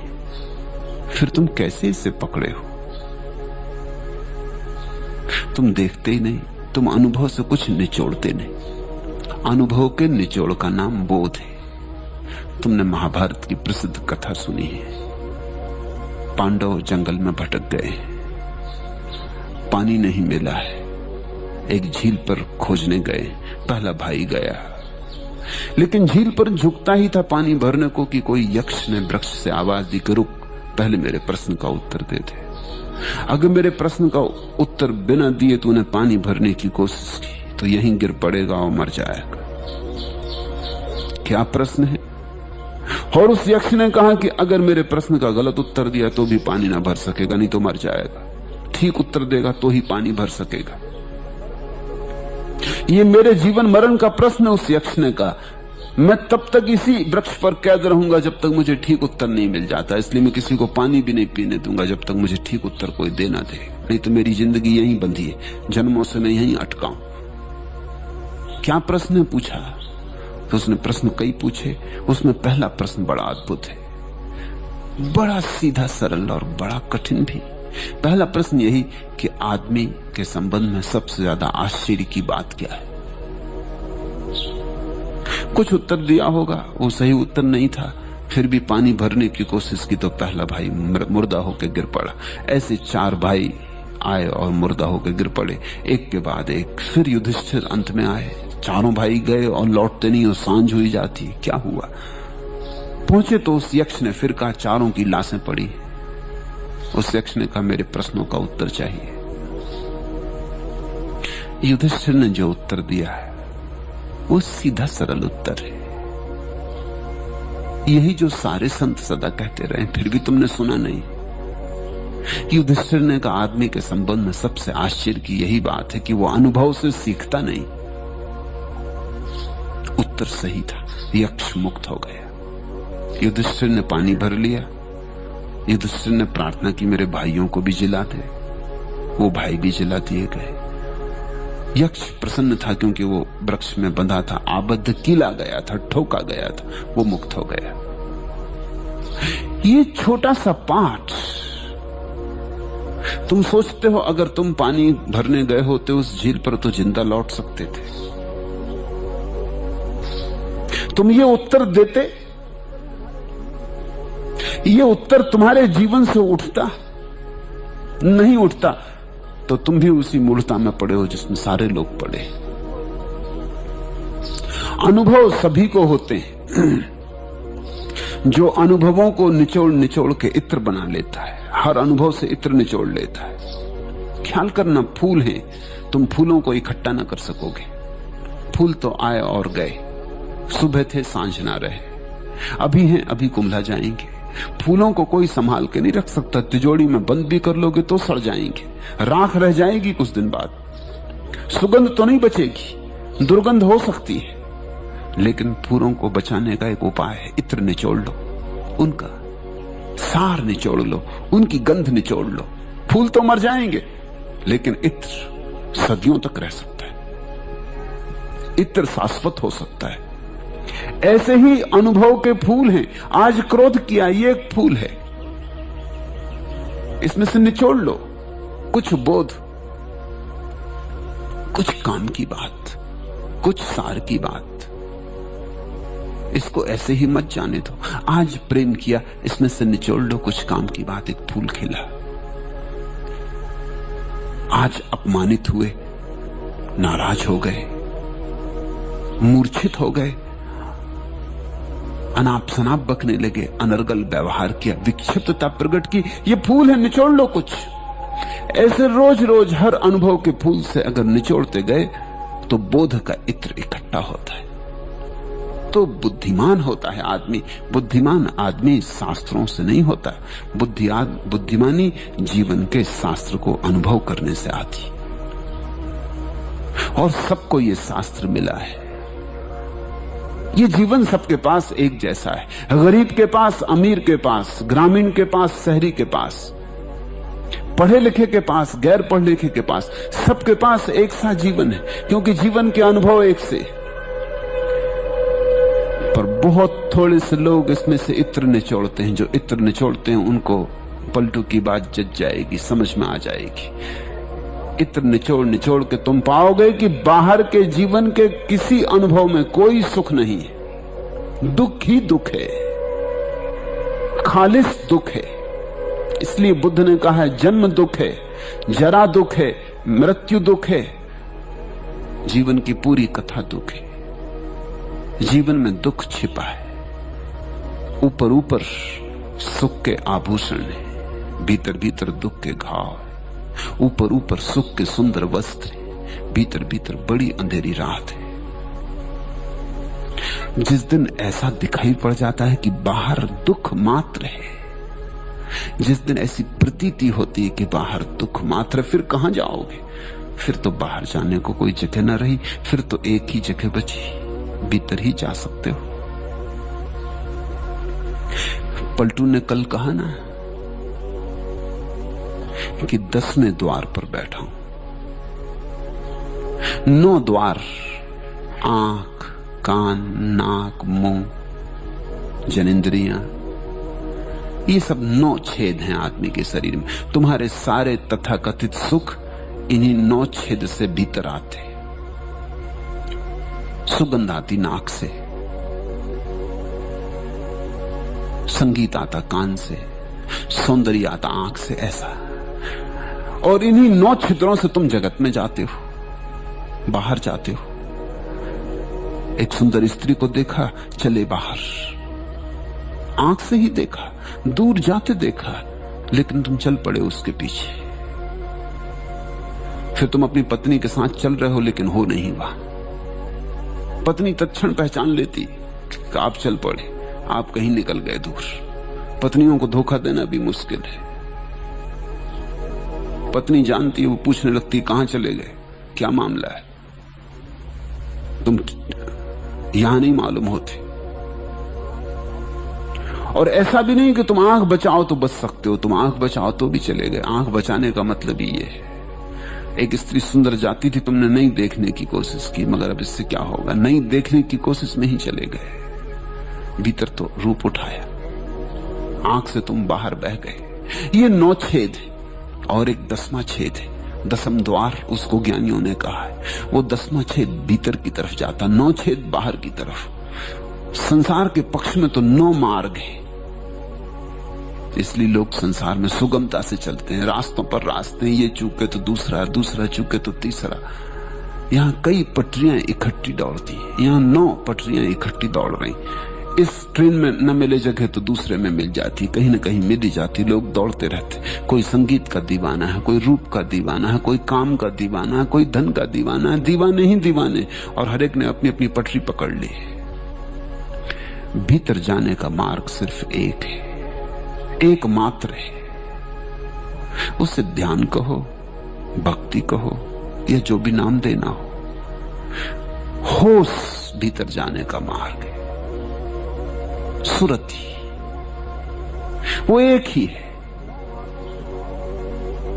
9 मार्गों से जाओगे तो 3 तेरह हो जाओगे, हो ही जाओगे, क्योंकि 9 मार्गों पर भागना पड़ेगा। बिखर जाओगे, खंड खंड में टूट जाओगे। एक हिस्सा इस पटरी पे दौड़ेगा, दूसरा हिस्सा दूसरी पटरी पे दौड़ेगा। एक हाथ एक ट्रेन में चढ़ गया, एक पैर दूसरी ट्रेन में चढ़ गया। ऐसी हालत है आदमी की, खंड खंड, टुकड़े टुकड़े, अंग भंग। तुम पूरे पूरे एक ट्रेन में भी कहां बैठे हो, क्योंकि जो धन की ट्रेन में बैठा है वो पद की ट्रेन में भी बैठा है। वो सोचता है धन कमा के चुनाव लड़ लेंगे। जो पद की ट्रेन में बैठा है वो सोचता है एक दफे दिल्ली पहुंच जाए तो सारी सुंदर स्त्रियों को इकट्ठा कर लेंगे, फिर क्या अड़चन है, फिर कौन रोकने वाला है।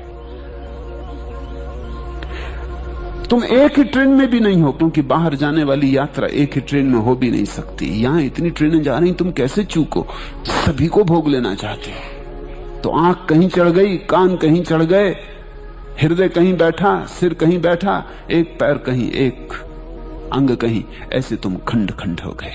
ऐसे आदमी बिखर जाता, छितर जाता टुकड़ों टुकड़ों में। यही तो संताप है, यही तो चिंता है। इनमें द्वंद्व हो जाता है, एक पूरब जा रहा है, एक दक्षिण जा रहा है। अनेक घोड़ों पर सवार हो गए, अब फांसी लगी, अब बड़ी अड़चन होती, क्योंकि तुम एक हो और तुम अनेक घोड़ों पर कैसे सवार हो सकोगे। होगे तो झंझट में पड़ोगे, टूटोगे, विक्षिप्तता आएगी। जितनी मनुष्य की वासनाएं बढ़ती जाती, उतनी विक्षिप्तता आती जाती, उतना जीवन का संगीत शून्य हो जाता, बेसुरापन हो जाता, भीतर की तालबद्धता टूट जाती। वो एक तारा फिर नहीं बचता, वो एक तारा है। फकीर के हाथ में तुमने एक तारा देखा ना, वो बहुत तारों वाली वीणा नहीं बजाता, बहुत तारों वाली वीणा तो संसार में ले जाती। फकीर तो एक तारा बजाता है, उसमें एक तार है, वो 10म द्वार की खबर देता है। वो तो एक को ही याद करता है, वो बहुत से प्रेम नहीं करता, वो एक को ही प्रेम करता है। इसलिए पलटू ने कहा पतिव्रता, भक्त तो पतिव्रता होता है। उसने तो एक को पकड़ लिया, उसने सबको छोड़ दिया। और एक साथ है सब सत है, सब साथ है सब जाए। संसार में जाने वाला आदमी धीरे धीरे सब खो देता है, स्वयं में जाने वाला सब पा लेता है। तुम अपनी हालत देखो। मैं जो कह रहा हूं केवल तथ्य की बात कह रहा हूं, न तो ये कोई काव्य है, न ये कोई दर्शन शास्त्र है। यहां सिद्धांतों में कोई रस्सी नहीं है। मैं तुम्हें कोई शास्त्र नहीं समझा रहा हूं, मैं तुम्हें सिर्फ इतना कह रहा हूं, जरा अपने जीवन के पन्नों को गौर से पलट कर देखो। मैं तुम्हें गीता पढ़ने की सलाह नहीं देता, न वेद पढ़ने की, न कुरान पढ़ने की, वो तुम समझोगे नहीं। जिसने जीवन के जीवंत शास्त्र को न समझा, वो कैसे वेद पढ़े, कैसे कुरान पढ़े। जो जीवन की अपनी कहानी को भी नहीं निचोड़ पा रहा है, वो मोहम्मद के वचनों से क्या पाएगा, वो कृष्ण के वचनों से क्या पाएगा।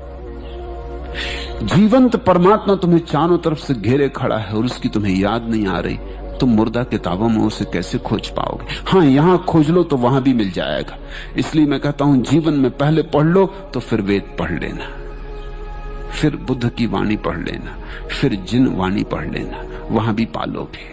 यहां जो मिल गया तो वहां तो मिल ही जाएगा, यहां ना मिला तो कहीं भी नहीं मिल सकता है। मैं तुम्हें केवल तथ्य के प्रति जागने को कहता हूं, और तुम्हारे पास तथ्य है, और तुम्हारे पास जागने की क्षमता भी है, होश भी है तुम्हारे पास, और तथ्यों का जमाव भी है। अब क्यों बैठे हो, निचोड़ क्यों नहीं लेते? थोड़ा इत्र निचोड़ो।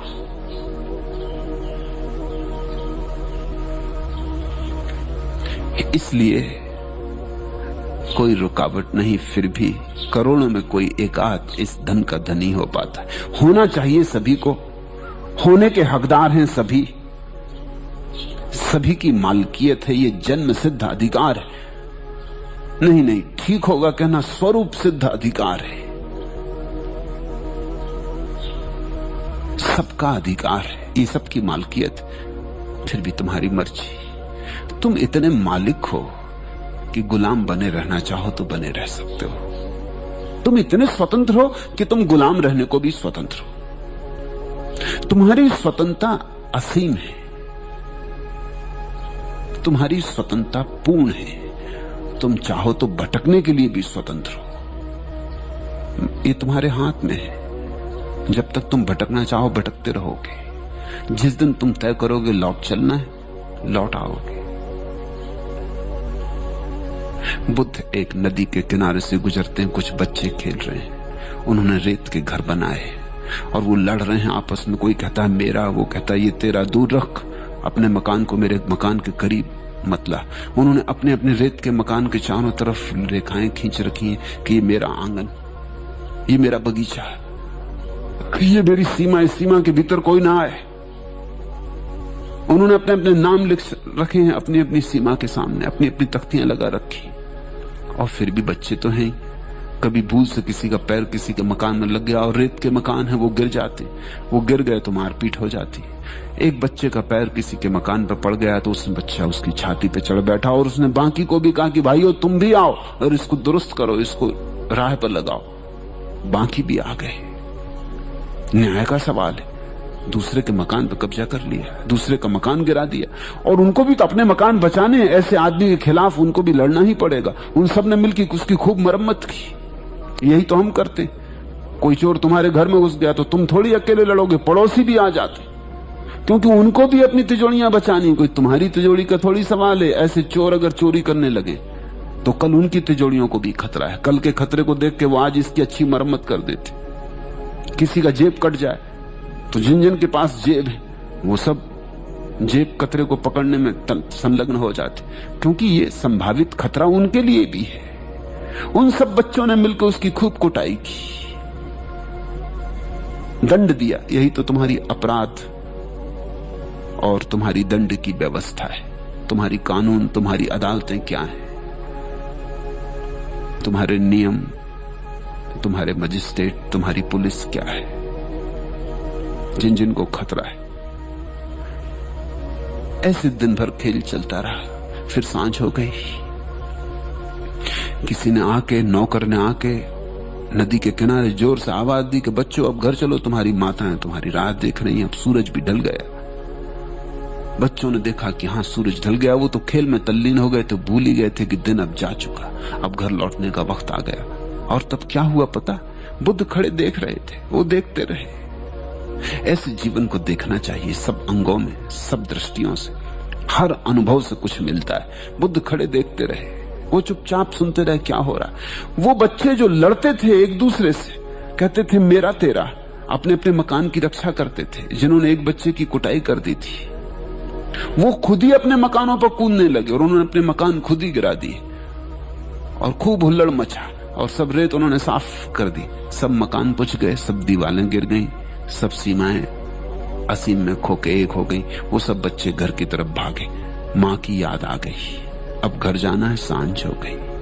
ठीक बुद्ध ने दूसरे दिन अपने भिक्षुओं से कहा ऐसा ही संसार है, रेत के घर, मेरा तेरा, बड़ी लड़ाई, बड़ी कलह, बड़ी द्वेष, बड़ी ईर्ष्या, बड़े संघर्ष, युद्ध, अदालतें, हत्याएं, और फिर एक दिन सांझ हो जाती, सूरज ढल जाता, मौत आ जाती और घर से खबर आती, फिर जाना पड़ता, सब यहीं पड़ा रह जाता। रेत के घर रेत में ही पड़े रह जाते। रेत के घर रेत के हैं, तुम्हारे कैसे? रेत में खींची गई रेखाएं कहीं खींचती, हवा के झोंके आएंगे और रेखाएं पुछ जाएंगी। कितने लोग यहां जमीन पर रहे और कितने लोगों ने यही खेल खेला जो तुम खेल रहे हो। इन्हीं मकानों में खेला, इन्हीं दुकानों में खेला, इन्हीं बाजारों में, इन्हीं पद प्रतिष्ठानों में। कितने लोग, कभी सोचोगे? करोड़ों करोड़ों, अरबों अरबों लोग सब जा चुके, उनकी सांझ आ गई, चले गए। तुम्हारी सांझ भी जल्दी ही आती होगी। अजहूं चेत कमार, अब भी चेतो। जो सांझ आने के पहले चेत जाए वो समझदार। जो मौत के आने पे चेते वो तो बहुत देर हो गई, उसको फिर जन्म लेना पड़ेगा। जन्म में ही चेते तो फिर जन्म नहीं लेना पड़ता। मरते वक्त अगर चेते भी और ये ख्याल भी आए कि अरे मैं बेकार मेहनत करता रहा, अदालत, मुकदमा, ये वो झगड़ा, जहां सा कुछ सार नहीं, सब पड़ा रह जाएगा। ये सब पड़ा रहा जा रहा और मैं चला। मगर मरते वक्त चेते तो बहुत देर हो गई, बहुत देर हो गई, अब कुछ करने को ना बचा। अब कब ध्यान करोगे? कब करोगे पूजा अर्चन? कब करोगे प्रार्थना? अब तो जवान भी लड़खड़ा गई, आंखें भी मंदिम हो गई। भीतर की थोड़ी बहुत जो बुद्धि थी, ज्यादा तो थी ही नहीं, ज्यादा होती तो कभी के जाग गए होते। थोड़ी बहुत थी ऐसी धुंधयाती धुंधयाती, धुआं धुआं भरी, वो भी और धुंधली हो गई। मौत की घबराहट देख के प्राणों में समा गई, रोआ रोआ कांप गया, बेहोश होने लगे। नए जन्म की तैयारी हो गई। जो बेहोश मरता है वो नया जन्म ले लेता है। जो होश से मर जाता है फिर उसका कोई जन्म नहीं। लेकिन होश से मरोगे कैसे? जब जागते जागते मृत्यु के बहुत दिन आने के पहले भी तुम ये पहचान लोगे कि मौत आ रही और जीवंतों के। इस अनुभव की परिणति ही सन्यास है। इस अनुभव की परिणति कि संसार में सुख नहीं, सब रेत के घर घूले हैं। यहां बनाया बनता नहीं, मिट जाता है। जो मिट ही जाता है उसके लिए क्या झगड़ा, क्या फसाद, क्यों इतनी चिंता, क्यों इतनी व्यथा? और फिर मौत तो आ ही रही। जो छीन ही लेगी मौत, उसको हम भी क्यों पकड़े? जो मौत छीन लेगी उसे हम ही क्यों न छोड़ दें, पकड़ क्यों न छोड़ दें? और ध्यान रखना, जब मैं कहता हूं हम क्यों न छोड़ दें, तो मैं ये नहीं कह रहा हूं कि तुम दुकान छोड़ के भाग जाओ। भागोगे कहां? मैं ये नहीं कह रहा हूं पत्नी बच्चे छोड़ के भाग जाओ। भागने से सार क्या है? पकड़ छोड़ दो, पकड़ना छोड़ दो। और यहां भूल हो जाती। लोग पकड़ तो नहीं छोड़ते, जो पकड़ा था उसे छोड़ देते, मगर पकड़ जारी रहती। तो घर छोड़ दिया, आश्रम पकड़ लोगे, जाओगे कहां? पकड़ तो कायम रहेगी। पत्नी बच्चे छोड़ दिए तो शिष्य शिष्याओं को पकड़ लोगे, जाओगे कहां? उनसे मोह लग जाएगा, उनसे प्रेम लग जाएगा।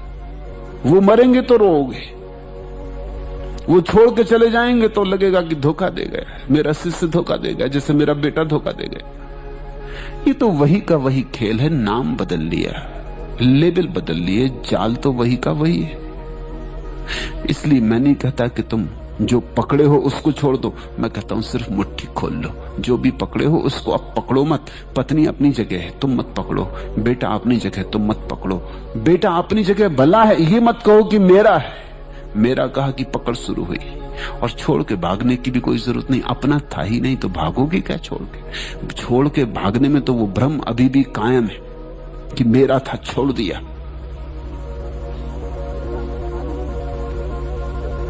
मेरा था ही नहीं, कभी एक क्षण को भी मेरा नहीं था। छोड़ोगे कैसे? त्याग क्या करोगे? जिस व्यक्ति ने भोग की व्यर्थता देख ली, उसके जीवन में त्याग का उपाय नहीं रहा।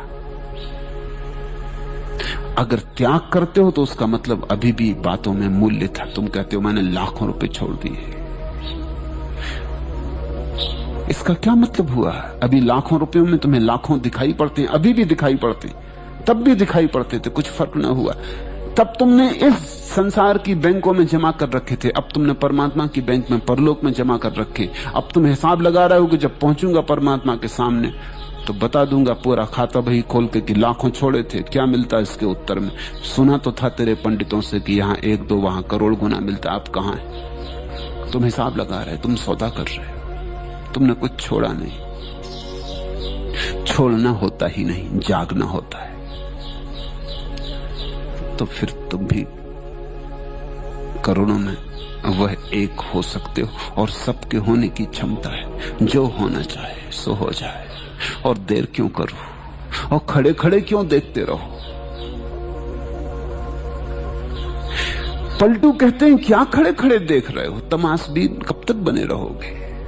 अनुभव लो, जागो। और क्या सारी बस्ती लूट लेगी तब तुम लूटोगे? क्या तुमने तय कर रखा है सबसे आखिर में अपना नंबर लगाएंगे? किस कारण? जो अभी मिल सकता है उसे कल क्यों पाना? जो अभी मिल सकता है उसे कल के लिए क्यों छोड़ना? जो मिला ही हुआ है उस रस में क्यों न डूब जाओ, उस उत्सव में क्यों न तल्लीन हो जाओ? क्यों न उठने दो महोत्सव तुम्हारे जीवन से? क्यों न बहे रसधार? रसो वैसा, वह परमात्मा रस रूप है।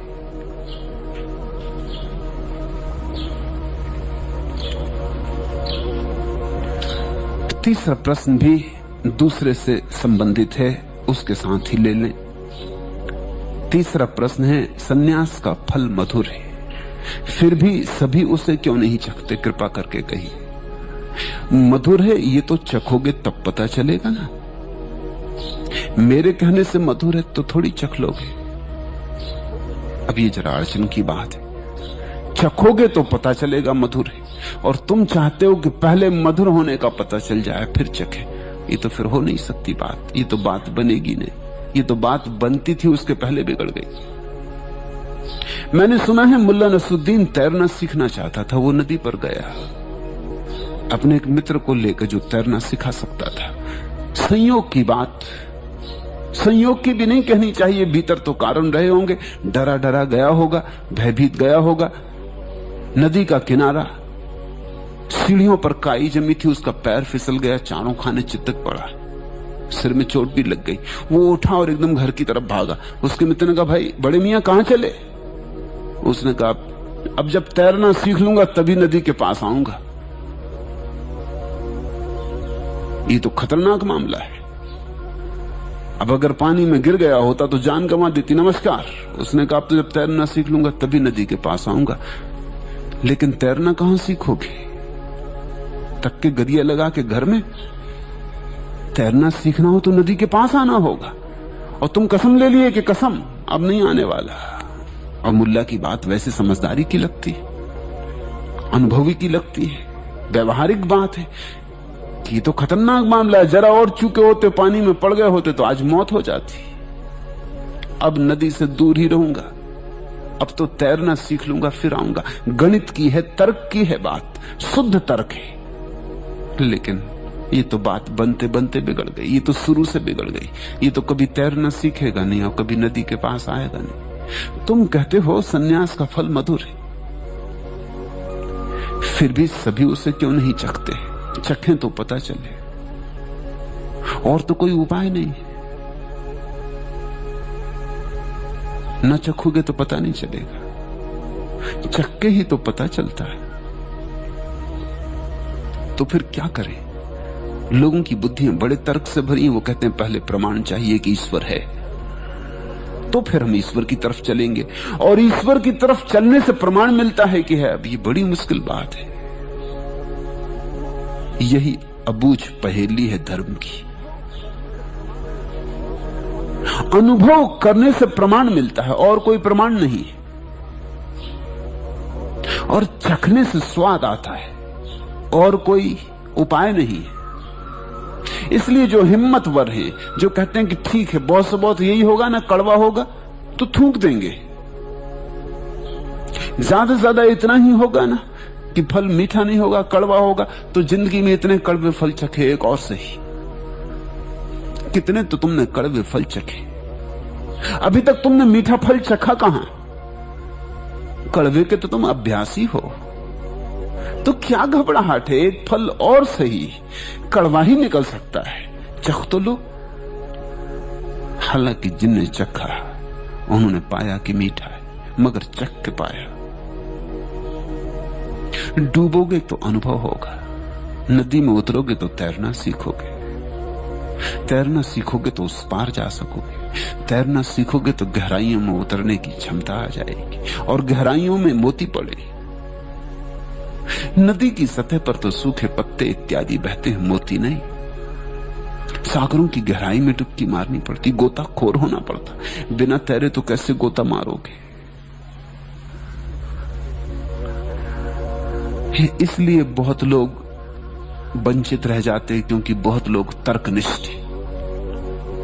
तर्कनिष्ठा धर्मनिष्ठा में बाधा है। धर्म की तरफ तो वही जाता है जिसको पलटू ने कहा, जिससे विश्वास हो जाए। विश्वास कैसे हो? विश्वास होने का क्या रास्ता?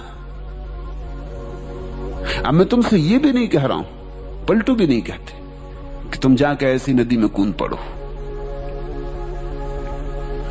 पलटू भी कहते हैं कि किसी को खोज लो जो तैरना जानता हो, उसका संग साथ बना लो, यारी बना लो, किसी यार को खोज लो, कोई तो तैरना जानता होगा, कोई तो तुमने तैरता हुआ देखा होगा, किसी को तो पानी पर उमंग से तिरता हुआ देखा होगा। जिसको तुमने तैरता देखा हो, जिसको तुमने देखा हो पानी में खेलता है और जरा भी डूबता नहीं, उससे दोस्ती कर लो, उसके साथ संग साथ बना लो। इसको ही सद्गुरु की खोज कहते।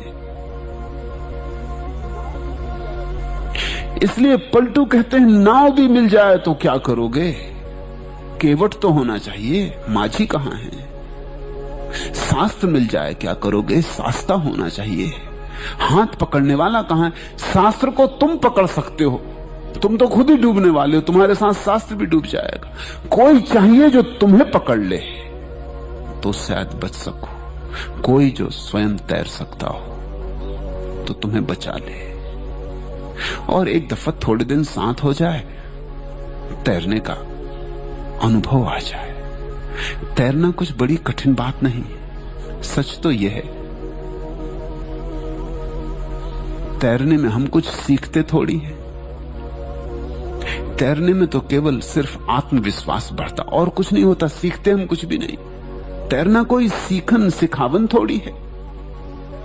इसलिए तो एक मजे की बात है कि तैरना अगर तुम एक दफा सीख गए, फिर 50 साल ना तैरो तो भूल थोड़ी जाओगे। 50 साल अगर तुम भाषा जो सीख गए हो न बोलो तो भूल जाओगे। 50 साल तक कैसे याद रखोगे? सीखा हुआ भूल जाएगा। लेकिन तैरना नहीं भूलता, तो तैरना सीखने जैसा नहीं, कुछ बात भिन्न है। अगर 50 साल तक तुमने मान लो जर्मन भाषा सीख ली और 50 साल तक बोले नहीं, उपयोग नहीं किया, पढ़ी नहीं, सुनी नहीं, तो 50 साल बाद साफ हो जाएगी। पता भी नहीं चलेगा कि कभी तुमने सीखी थी।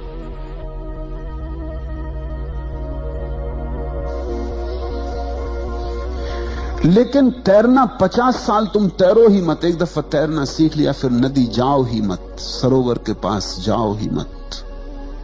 50 साल के बाद भी पानी में उतरोगे, तैरोगे। फर्क है कुछ। ये बात स्मृति से संबंधित होती तो भूल गई होती, ये बात स्मृति से संबंधित नहीं। फर्क यह है कि तैरना तो हमें आता ही है, वो हमारा स्वभाव है। फिर हम नदी में डरते क्यों हैं? डरने का कारण है आत्मविश्वास की कमी। तैरना नहीं आता ऐसा नहीं। तैरने वाला क्या करता तुमने देखा? नए सिक्खड़ को नदी में ले जाओ, वो क्या करता? दोनों एक ही काम करते, दोनों हाथ पैर फड़फड़ाते। सिक्खड़ बेतरतीब से फड़फड़ाता और घबराता है और डरता है। सीखा हुआ भी हाथ पैर फड़फड़ाता है, व्यवस्था से फड़फड़ाता है, संगति से, और डरता नहीं और निर्भय फड़फड़ाता है, क्योंकि उसे भरोसा आ गया, वो जानता है। फिर जब तैरने में कोई बिल्कुल कुशल हो जाता तो हाथ पैर भी नहीं फड़फड़ाता, नदी पे ऐसी तैर जाता। तुमने एक चमत्कार देखा है, तैर जाता, जिंदा डूब जाते हैं, जरूर कुछ मामला है। मुर्दा डूबा हुआ ऊपर आ जाता, तैरने लगता है। मुर्दों को तरकीब मालूम है और जिंदों को तरकीब नहीं मालूम। मुर्दा ना तो हाथ पैर फड़फड़ाता ना कुछ, सिर्फ तैर जाता। क्या बात होगी? मुर्दे को भय नहीं है, अब मरी गए, अब भय क्या? अब मरी गए तो भय किसको? मुर्दा निर्भय, जिंदा आदमी भयभीत है। भय डुबाता है, नदी नहीं डुबाती। इस बात को तुम ख्याल में रख लेना, गांठ बांध लेना हीरे की तरह। भय डुबाता है, नदी नहीं डुबाती। इसलिए जब तैरने में तुम कुशल हो जाते हो और भय मिट जाता है तो तुम मुर्दे की रहते हुए। असली तैराक हाथ पैर थोड़ी हिलाता है, असली तैराक तो ऐसे तिर जाता है। तिरने में और तैरने में यही फर्क है। तिरने का मतलब वो ऐसे ही पड़ जाता नदी पर, मजा लेने लगता है। धूप आ रही, धूप स्नान ले लेता नदी में पड़ा पड़ा, हाथ पैर भी नहीं हिलाता, डूबता भी नहीं। फर्क क्या हो गया?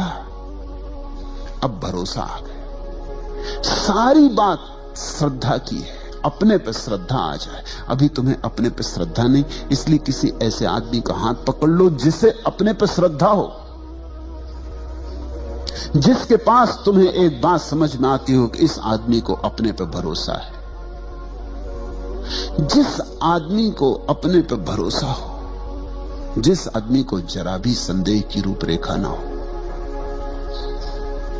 जिस आदमी को अब जरा भी डिगमिगी ना हो, पलटू कहते हैं डिगमिगी मिट गई हो, जो अब थिर होकर बैठ गया हो, उसका हाथ पकड़ लो। सन्यास का और क्या अर्थ है? सन्यास का इतना ही अर्थ है, किसी का हाथ पकड़ लो, दीक्षा ले लो, शिष्यत्व स्वीकार करो। किसी का जो तैरना जानता हो, जो तिरता हो पानी में बिना हाथ पैर तड़फड़ाए। जल्दी ही तुम भी योग्य हो जाओगे। और योग्यता कुछ खास नहीं है, योग्यता इतनी ही है कि तुमको भी डूबने से बचा जा सकता है। एक बात, फिर धीरे धीरे दूसरी बात पता चलेगी कि हाथ पैर भी तड़फड़ाने की जरूरत नहीं है, बचना स्वाभाविक है। पानी तो मुर्दे को तैरा देता, तो मैं तो जिंदा हूं, मुझे क्यों ना तैराएगा? तुम रुक के पड़ जाते हो। जब एक दफा रुक के पड़ जाते हो और नहीं डूबते, बस एक दफा अनुभव की किरण उतर गई कि नहीं डूबता, डूबना होता ही नहीं, भय गया, भय सदा को गया। सतगुरु के संग साथ में भय मिट जाता है। सतगुरु भगवान थोड़ी दे सकता है तुम्हें, सिर्फ भय मिटा सकता है। और भय मिट गया तो भगवान मिल गया। और अभी तो तुम्हारा जो भगवान है केवल तुम्हारा भय। बड़ी उल्टी बात है। अभी तुम मंदिर मस्जिद जाते हो, वो भय के कारण जाते हो। अभी तो तुम्हारा भय मिले, निर्भय को भगवान मिलता। तो सारी बात भगवान पाने की नहीं है, सारी बात कैसे निर्भय हो जाए। किसी निर्भीक के पास बैठो, सत्संग करो, उसकी निर्भय की किरणें तुम्हें भी आंदोलित करें, उसकी तरंगें तुम्हें भी छुए, और धीरे धीरे तुम भी निर्भय हो जाओ। संगति के परिणाम होते। कायरों के साथ रहोगे, कायर हो जाओगे। वीरों के साथ रहोगे, वीर हो जाओगे। जैसों के साथ रहोगे, धीरे धीरे वैसे हो जाओगे। संग साथ परिणाम लाता है। अगर परमात्मा की तलाश है, अगर आत्मधन की तलाश है, तो उनका साथ करो जिनको मिल गया हो। उस आदमी से सावधान रहना जिससे तुम कहो कि मुझे तैरना सीखना, और वो पोथी खोल के बैठ जाए और कहे कि देख, मुझे सब पता है कि तैरने में क्या क्या होता है, ये लिखा है मेरी किताब में, सब लिखा है, ये रही संहिता, इसमें सब लिखा हुआ है, और मैं तुझे सब समझा देता हूं कि तैरना कैसा होता है। नहीं, जो आदमी तुम्हें नदी के तट पर ले जाने को तैयार हो, तुम पूछो तैरना कैसा, वो कहे आओ। तुम पूछो ध्यान कैसा, वो कहे आओ। तुम पूछो भक्ति कैसी, वो कहे आओ और डुबकी लो, बता देता हूं। जिसका इंगित यथार्थ की तरफ हो।